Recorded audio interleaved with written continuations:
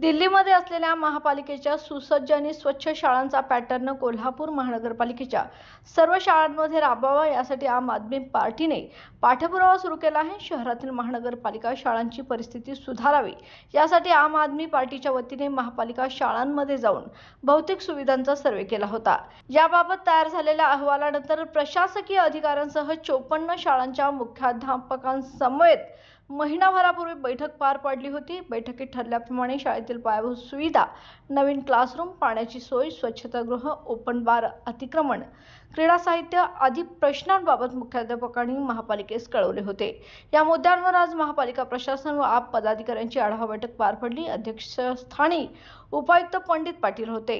यावेळी शाळा प्रशासन अधिकारी आर.व्ही. कांबळे यांनी सर्व शाळांमध्ये सीसीटीव्ही बसवण्याचे काम सुरू करण्यात आल्याचे सांगितले। शाळेतील समस्या सोडवण्यासाठी ॲक्शन प्लॅन तयार करावा, त्यासाठी सर्व संबंधित विभागांनी आपली यंत्रणा कार्यान्वित करावी, तसेच स्वच्छता, खरमाती उठाव यासाठी महापालिकेने विशेष मोहीम राबवण्याची मागणी आपचे प्रदेश संघटन सचिव संदीप देसाई यांनी केली। यावेळी शहराध्यक्ष उत्तम पाटील, अभिजित कांबळे, समीर लतीफ, दुष्यंत माने, विजय हेगडे, संजय नलवडे, उमेश वडर, मयूर भोसले, सहाय्यक प्रकल्प अधिकारी रसूल पाटील, उपशहर अभियंता रमेश कांबळे, सुरेश पाटील, कनिष्ठ अभियंता दत्तात्रय पाटील आदी उपस्थित होते।